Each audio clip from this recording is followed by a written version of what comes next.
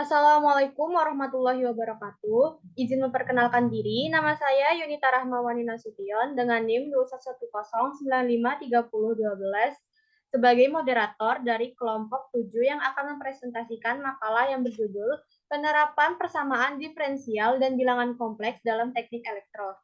Sebelumnya saya akan memperkenalkan rekan-rekan sekelompok saya, yaitu Raisa Amelia dengan NIM 211095233, Prima Algifari dengan NIM 211095134, dan Natasha Azahra Cinta dengan NIM 211095137. Sebelumnya saya akan menjelaskan tentang pengertian persamaan diferensial dan bilangan kompleks. Persamaan diferensial adalah persamaan matematika untuk fungsi satu variabel atau lebih yang menghubungkan nilai fungsi itu sendiri dan turunannya dalam berbagai orde. Persamaan diferensial memegang peranan penting dalam rekayasa, ilmu fisika, ilmu ekonomi, dan berbagai macam disiplin ilmu lainnya. Secara umum, persamaan diferensial dibedakan menjadi dua, yaitu persamaan diferensial biasa dan persamaan diferensial parsial. Persamaan diferensial biasa adalah suatu persamaan diferensial yang hanya mempunyai satu variabel bebas, sedangkan persamaan diferensial parsial adalah persamaan yang memuat satu atau lebih turunan parsial dengan dua atau lebih variabel bebas. Bilangan kompleks adalah suatu bilangan berbentuk A plus BJ di mana A dan B adalah bilangan real, sedangkan J adalah bilangan imajiner. Bilangan real A disebut juga bilangan real dari bilangan kompleks, dan bilangan real B disebut bagian imajiner. Persamaan diferensial dan bilangan kompleks dapat diterapkan di dalam bidang keteknikan. Penerapan persamaan diferensial dan bilangan kompleks dalam keteknikan, khususnya dalam teknik elektro, sangat luas. Contohnya, dalam kajian bidang sistem tenaga listrik, teknik kontrol, dan teknik tegangan tinggi. Oleh karena itu, penerapan persamaan diferensial dan bilangan kompleks pada teknik elektro sangat dibutuhkan agar mengurangi kerugian dan dapat menentukan tingkat keberhasilan dari sistem tersebut.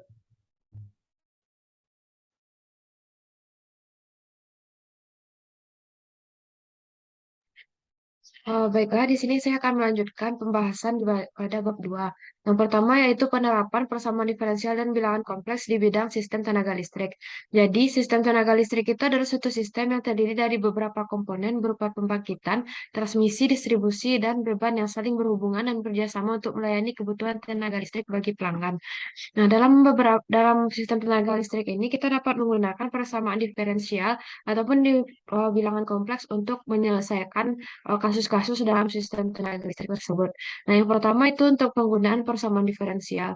Jadi, persamaan diferensial ini dapat kita gunakan untuk menyelesaikan permasalahan dalam generator atau dalam pemodelan generator, di mana di sini kita dapat memodelkan generator klasik dan generator dua fasa menggunakan persamaan diferensial.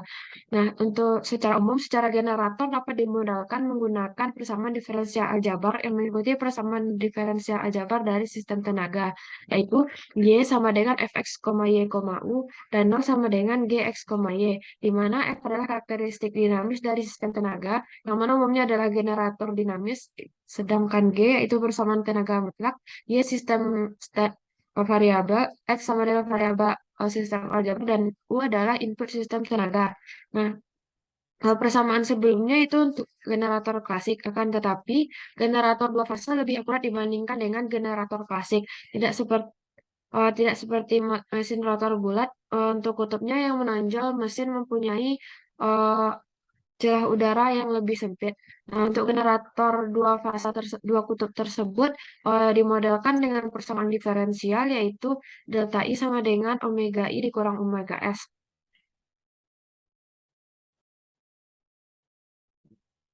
Omega I dan omega S ini dapat dijabarkan sebagaimana yang terlihat pada gambar, pada layar.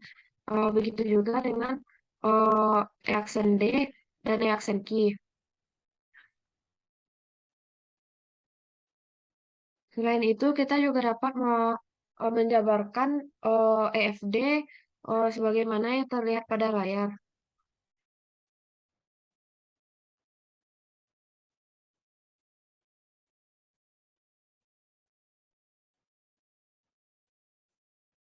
Nah, di mana sedangkan untuk generator klasik, omega atau kecepatan motornya dapat dimodelkan dengan omega sama dengan 1/m dikali TMI dikurang EGI dikali VT sin delta I dikurang theta I per XD. Di mana EG adalah tegangan eh, internal. Nah, yang kemudian untuk penerapan bilangan kompleks pada sistem tenaga yaitu yang pertama ada pada sistem IEE E5, di mana aliran daya pada sistem tenaga listrik secara otomatis terkandung bilangan kompleks dan persamaan non-linear. Salah satu penerapannya adalah dalam sistem tenaga listrik di EE5 bus yang ditunjukkan pada gambar. Nah, pada masing-masing lintasan memiliki karakteristik impedansi dari tiap-tiap saluran. Nah, di mana zat impedansi dapat dirumuskan menggunakan bilangan kompleks yaitu Z sama dengan R ditambah JX, di mana R adalah reaktansi, X sama dengan eh, R sama dengan resistansi dan X sama dengan reaktansi. Sedangkan tegangan bus dapat diselesaikan dengan persamaan V bus sama dengan eh, Y bus inverse dikali I bus. Nah, untuk arus menuju bus dihitung dengan persamaan I1 sama dengan V1, sigma I sama dengan 0 sampai dengan N, YIJ dikurang sigma I sama dengan 1 sama dengan N dari YIJ PI, di mana J tidak sama dengan I. Akan tetapi J pada persamaan ini bukanlah J untuk bilangan kompleks. Nah, untuk selanjutnya itu daya aktif dan daya reaktif untuk bus dihitung dengan persamaan PI ditambah JKI sama dengan VJI ditambah eh, II A- atau I sama dengan PI dikurang JKI per PI. Nah, sedangkan pada persamaan 4 ini, J di sini melambangkan bilangan kompleks. Nah, jadi pada sistem YE5 ketika menggunakan bilangan kompleks, kita menggunakan bilangan kompleks untuk memodelkan impedansi dan daya aktif dan serta daya reaktif dari bus I. Nah, kemudian selain pada sistem sebelumnya, kita juga dapat menggunakan bilangan kompleks untuk persamaan kerja jaringan. Nah, misalkan contoh suatu jaringan sistem tenaga listrik yang terdiri dari sumber pembangkitan, bahan, beban ditunjukkan sebagaimana pada gambar. Nah, pada kasus ini kita juga dapat menggunakan bilangan kompleks untuk menyatakan impedansi jaringan, di mana Z sama dengan resistansi atau R ditambah J, X atau kapasitansi. Nah, dari penyederhanaan jaringan tersebut, maka diperolehlah persamaan-persamaan menggunakan hukum Kirchhoff, didapatlah I1 dikali Z11 ditambah I2 kali Z12 ditambah I3 kali Z13 sama dengan V1, I1 kali Z21 tambah I2 kali Z12 tambah I3 kali Z23 sama dengan V2, dan I1 dikali Z31 tambah I2 dikali Z23 tambah I3 kali Z33 sama dengan V3, di mana untuk Z-nya itu sudah dirangkaikan, sudah dijumlahkan secara seri maupun paralel sehingga didapatlah Z11, Z22, Z33 dan Z12. Di mana persamaan 1, 2 dan 3 itu juga dapat dinyatakan dalam bentuk umum menjadi IK menjadi Z N sama dengan PK. Maaf, IK dikali ZKN sama dengan PK. Mungkin materi selanjutnya akan dijelaskan oleh rekan saya. Baiklah, selanjutnya yaitu penerapan pada sistem kendali atau kontrol. Sebelumnya saya Prima Al-Ghifari. Oke, pada penerapan yang pertama yaitu persamaan diferensial pada gerak satelit. Gerakan unit massa satelit pada universe square law force field, yaitu bahwa setiap partikel dalam semesta menarik setiap partikel lain dengan gaya yang berbanding lurus dengan hasil kali massa partikel dan berbanding terbalik dengan kuadrat jarak di antara partikel tersebut, dipengaruhi oleh suatu persamaan diferensial order 2 pada jari-jari R dan sudut theta. Persamaan diferensial tersebut adalah persamaan diferensial nonlinear, oleh karena itu diaplikasikan melalui teori kontrol sedemikian sehingga model persamaan gerak satelit dapat dilinearisasikan. Untuk penggambaran pertama yaitu dimodelkan dengan masalah dua benda. Di situ kita mendapatkan rumus R vektor double dot sama dengan min mu per R kuadrat R to P, di mana R to P adalah vektor R per R merupakan vektor satuan sepanjang M dikurang M besar dikurang M. M besar, maksud saya M besar sampai M. Mu sama dengan G konstanta gravitasi dikali M besar tambah M kecil, atau GM saja. Karena M itu jauh lebih besar daripada M besarnya. Selanjutnya persamaan gerak satelit setiap gangguan tanpa ada gangguannya, yaitu adalah R double dot dikurang R theta dot kuadrat sama dengan min mu per R kuadrat. Dan persamaan keduanya yaitu R theta double dot ditambah 2R theta sama dengan 0. Sehingga jika kita gambarkan lebih rinci gerak satelitnya tadi, karena kita tahu bumi itu hampir bulat, maka arah satelitnya itu putarannya adalah bulat juga. Kita dapat memodelkannya ke dalam bentuk persamaan diferensial pada persamaan 3 dan 4, yaitu R double dot T sama dengan RT theta dot kuadrat T dikurang K per R kuadrat T TU1T, dan theta double dot T sama dengan min 2 theta dot T R dot T per RT ditambah 1 per RT dikali U2T. Sehingga kita lakukan perhitungan dan didapatkan bahwa nilai R double dot T-nya adalah 0. Dan kita dapat mengambil kesimpulan bahwa satelit tersebut bergerak melingkar. Selanjutnya,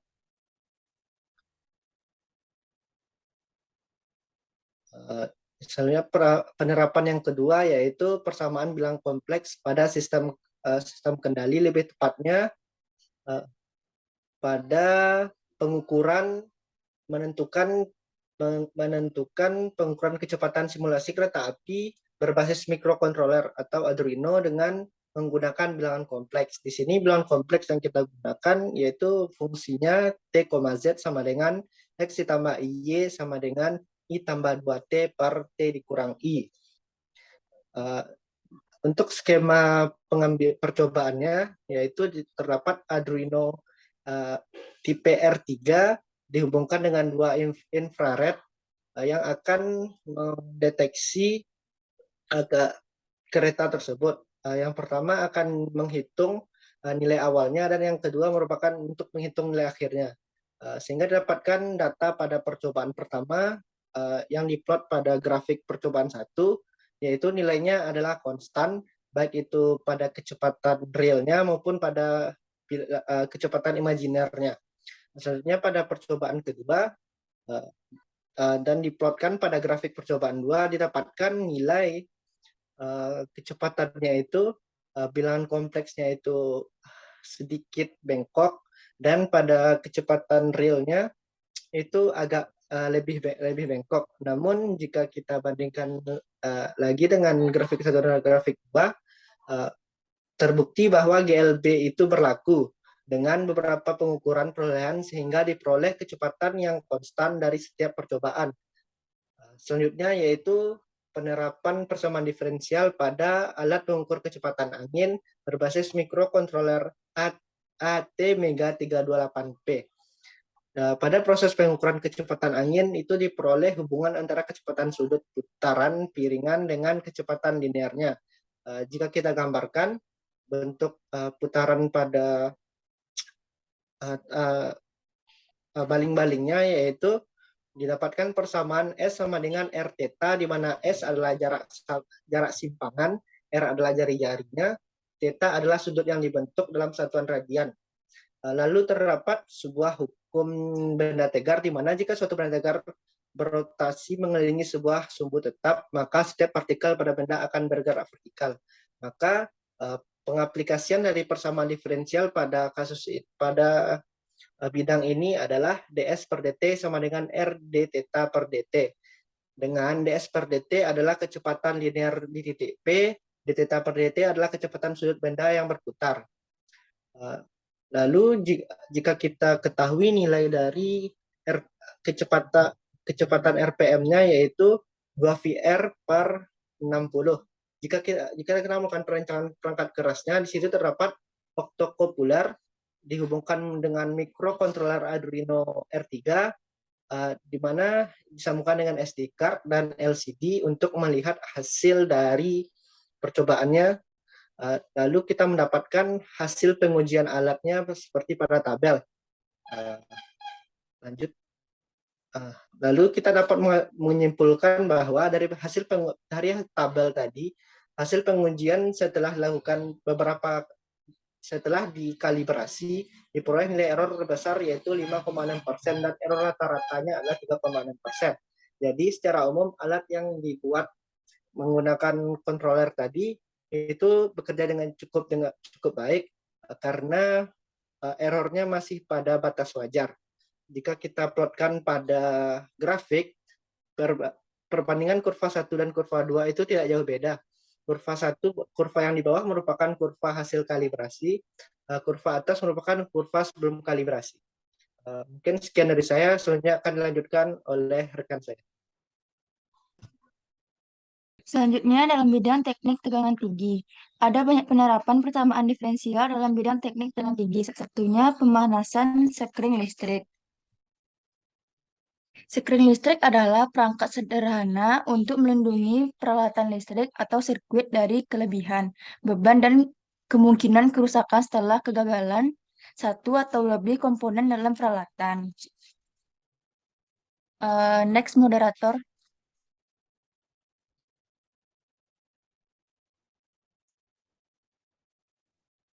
Kawat sekring memanas dan akhirnya meleleh sehingga memutuskan sambungan komponen dari sumber. Untuk merancang sekring yang tidak akan gagal selama penggunaan normal, tetapi yang akan beroperasi dengan cepat dalam keadaan abnormal, kita harus memahami pemanasan kawat tipis yang membawa arus listrik tersebut. Persamaan yang mengatur pembangkit panas dalam kawat yang membawa arus listrik dapat dirumuskan sebagai min KPR kuadrat D kuadrat dikali T dibagi DX kuadrat ditambah 2PRH dikali T kurang TE dipangkatkan Q sama dengan I kuadrat dikali Rho dibagi PR kuadrat. Di mana T adalah suhu kawat sekring, X adalah jarak di sepanjang kawat, K adalah konduktivitas thermal dari bahan kawat tersebut, R adalah jari-jari kawat, H adalah koefisien perpindahan panas konvektif, TE merupakan suhu lingkungan sekring, alfa atau Q merupakan konstanta empiris sebesar 1,25, I adalah arus, dan Rho adalah resistivitas kawat. Persamaan di atas menunjukkan keseimbangan dalam keadaan stabil antara pembangkit panas dari kehilangan dan kehilangan pemanas. Bagian pertama menunjukkan transfer panas di sepanjang kawat dengan konduksi. Bagian kedua merupakan hilangnya panas dari permukaan kawat, dan bagian ketiga adalah kenaikan panas di kawat listrik. Dengan θ sama dengan T kurang TE dan membagi KPR kuadrat, persamaan di atas dapat dinyatakan sebagai berikut. Membiarkan panjang kawat sekring menjadi 2A dan menskalakan variabel spasi X dengan mengatur X sama dengan 2AX, maka persamaannya dapat dilihat pada layar. Kondisi batas adalah dua ujung kawat yang berhubungan dengan terminal listrik di sekring disimpan pada beberapa suhu tetap. Selain itu, sekring memiliki titik tengah XA, maka dari itu kita dapat mengekspresikan masalah persamaan diferensial lengkap sebagai D kuadrat theta dibagi DX kuadrat dikurang 8A kuadrat H dibagi KR dipangkatkan dikali theta pangkat Q sama dengan min 4A kuadrat Rho kali I kuadrat dibagi KP kuadrat R pangkat 4, di mana theta sama dengan 0 dan dQ per dx sama dengan 0. Selanjutnya pada bilangan kompleks. Bilangan kompleks, perhitungan pada jaringan resistor berpelindung diasumsikan bahwa resistor R dengan nilai resistansi yang terdistribusi secara merata. Persamaan panjang dx tertutup oleh pelindung logam. Pada penerapan bilangan kompleks dapat dilihat pada materi pengukuran tegangan tinggi bagian resistor berpelindung. Dengan rasio Rx bagi R sama dengan K, sehingga Rx sama dengan RK, dan elemen resistansi DRx sama dengan RDK. Jumlah kapasitansi yang terkait dengan DRx adalah Caksen sama dengan CDK. Jika C adalah potensial di X dan I arus dalam resistor pada titik ini, maka DI sama dengan J omega C dikali C dikurang rho DK, di mana DC sama dengan IR DK. Dan dikali C dibagi DK kuadrat sama dengan R, DI dibagi DK sama dengan J omega CR dikali C kurang F. Untuk solusi umum dari persamaan ini adalah C sama dengan AE dipangkatkan AK ditambah BE pangkat min AK ditambah PI. Lalu persamaannya menjadi dapat dilihat pada layar. Sedangkan untuk arus I sembarang titik adalah I sama dengan I per R dikali DC ke DK. Sedangkan untuk arus yang diperoleh dengan K sama dengan 0, itu besarnya I0 sama dengan A per sin A dikali V1 dikurang rho ditambah P cos H kali A.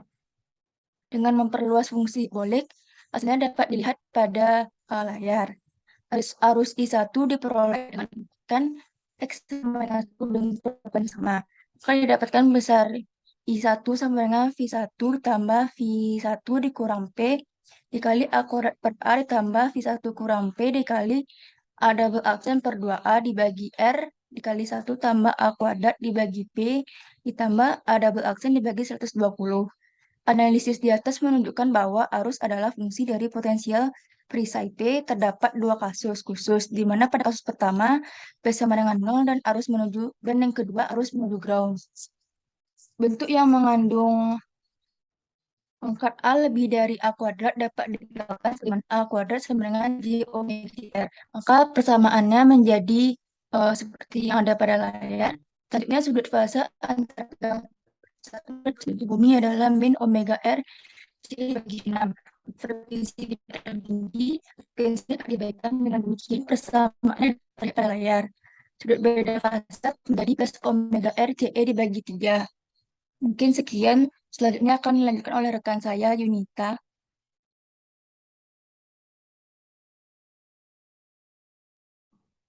Baik, dari pembahasan penerapan persamaan diferensial dan bilangan kompleks di bidang teknik elektro, dapat kita simpulkan bahwa penerapannya cukup luas dan cukup memberi kemudahan untuk mengatasi permasalahan matematisnya dengan terselesaikannya masalah matematis ini diharapkan akan mengurangi tingkat kerugian dan jalannya sistem. Dari makalah ini, kita dapat mengetahui beberapa penerapan persamaan diferensial dan bilangan kompleks pada sistem tenaga listrik, yaitu pada persamaan untuk generator blank, sistem IEEE 5, dan pada persamaan untuk kerja jaringan. Beberapa penerapan persamaan diferensial dan bilangan kompleks pada teknik kontrol yaitu persamaan untuk gerak satelit, bilangan kompleks pada sistem kendali, dan penerapan pada alat pengukur kecepatan angin berbasis microcontroller Atmega 3328P.